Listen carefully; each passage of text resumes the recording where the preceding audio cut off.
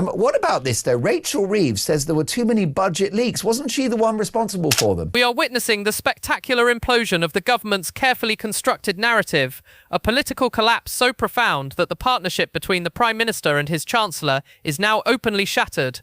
The political heat surrounding the disastrous autumn budget has become intense, and the official line has been shredded by Rachel Reeves herself, who under a brutal grilling at the Treasury Select Committee was forced to defend a budget that critics warn will drag hundreds of thousands of pensioners and low-wage workers into paying income tax for the very first time. The Chancellor effectively exposed the truth about Sir Keir Starmer's full, intimate involvement, a shocking revelation that makes him equally culpable for the deeply controversial decisions, and is precisely why news sources are buzzing with the claim that he may now be forced to call for her resignation just to save his own political skin. Quick favour, if you're loving this dramatic political chaos, hit that subscribe button. Over 92% of viewers haven't yet. It's free. Takes a second and means the world to us. Thanks, if you did. Now back to the show, because the Chancellor's public testimony has fundamentally changed the power dynamic in Westminster, turning Starmer from a master strategist into a vulnerable political target. Reeves was being savaged for the decision to not raise income tax rates, thereby technically adhering to the manifesto, but instead freezing the personal tax thresholds for a further 3 years until 2031, a move that is the largest single revenue-raising measure in the entire budget. 1. This is the definition of a stealth tax, and she insisted that the Prime Minister shares responsibility for every last stroke of the pen. She told MPs that the pair worked together as a team, confirming they met 2 to 3 times a week during the budget process, which she noted is not always the case between Chancellors and Prime Ministers. 3. She stressed the very close partnership and confirmed they took him through all of the numbers and all of the options, concluding definitively that they decided it together as a team. 4. This is a shocking confirmation of full collaboration that utterly undermines any attempt by Starmer, who had previously been offering only a bullish defence of the budget, to distance himself from the political fallout. It establishes a fundamental truth. If she goes down, he is inextricably linked to the disaster, and the political narrative is rapidly shifting from Reeves' failures to Starmer's full complicity. This is a critical point. Reeves did not leak a document, she simply stated an undeniable fact about their working relationship under pressure, turning her defence into an attack on the Prime Minister's clean hands narrative. And the fallout from this decision is immense. This freezing of the thresholds, this fiscal drag, will result in an estimated 700,000 more people being brought into paying basic rate income tax by 2030-31, and a further 1 million more people paying the higher rates. The overall effect of this policy, which began in 2022 and has been repeatedly extended, is forecast to increase the number of taxpayers by 5.2 million and the number of higher-rate taxpayers by 4.8 million by the decade's end. The Institute for Fiscal Studies, IFS, has confirmed this is a punitive financial blow that specifically targets low- and middle-income families, the very demographic Labour promised to protect, and is a brutal reversal of her own previous stance when she explicitly stated that extending the threshold freeze would hurt working people and would take more money out of their payslips.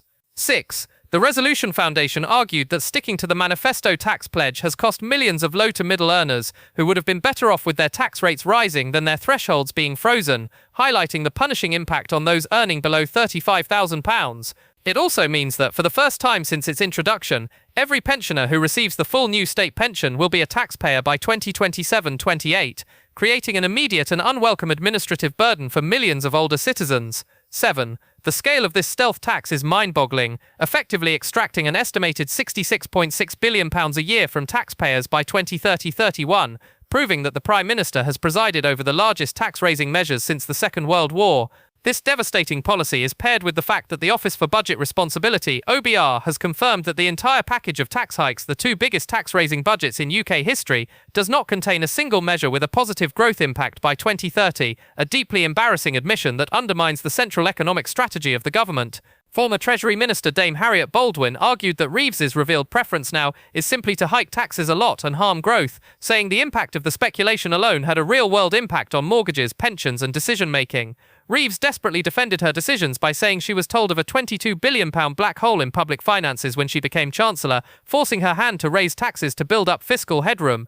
9, however, the OBR later revealed that much of that black hole had been eliminated due to improved forecasts before the budget, leading to claims that Reeves had deliberately rolled the pitch to make the tax rises seem necessary, even when they were not. 10.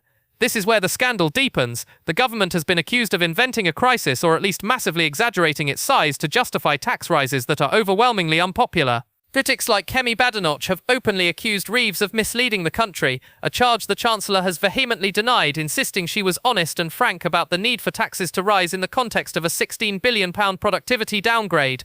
12. Yet, the question remains, why continue to talk about a huge black hole when the OBR had internally advised that the fiscal situation had significantly improved? The answer, critics claim, is simple. The tax rises were a choice, not a necessity, and Starmer was in the room when that choice was made. Compounding her political misery, the Chancellor was also forced to address the massive, embarrassing problem of budget leaks, which saw the OBR publish its assessment online before she even delivered her speech due to an IT error, following weeks of damaging speculation that threw the budget into complete chaos. The pressure on the OBR was so immense that its chair, Richard Hughes, subsequently resigned, stating he took full responsibility for the worst failure in the institution's history. 14. Reeves insisted on the record how frustrated and very damaging the leaks and speculation were, confirming that a leak inquiry covering ministers as well as officials and advisors is underway. She categorically denied that a Financial Times story about her dropping plans for an income tax rise was an authorized briefing, calling it unacceptable and a leak that was incredibly damaging because it implied she was abandoning her strategy. 16. Yet, this entire episode feeds the opposition's central claim of government failure.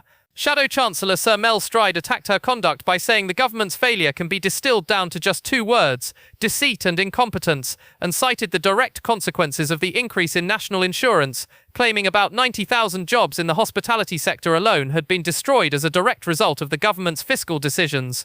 The reality is that Starmer now faces a political disaster of his own making. By explicitly making himself an equal partner in the most unpopular and damaging tax hikes in decades, Reeves has effectively placed the entire political crosshair squarely on the Prime Minister's forehead. He is defending a policy that brings in millions of new taxpayers, targets pensioners and low earners, and has been implemented with a cloud of alleged deception hanging over its justification. Given the public outcry, the Conservative censure motion, Kemi Badenoch has open calls for her to quit, and the sheer scale of the tax burden, Starmer can no longer afford to protect a Chancellor who has publicly exposed his full complicity.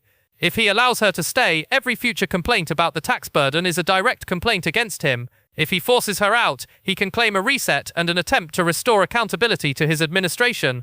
The fact that an independent official, the head of the OBR, has already resigned over the chaos, while Reeves remains defiant, simply strengthens the argument of his opponents. 17. Starmer's own political survival is now predicated on the sacrifice of his Chancellor, making her immediate resignation the most likely and politically necessary way he can attempt to regain control of his own failing government. The question is not if she will go, but when he will finally be forced to push her. Thank you so much for watching.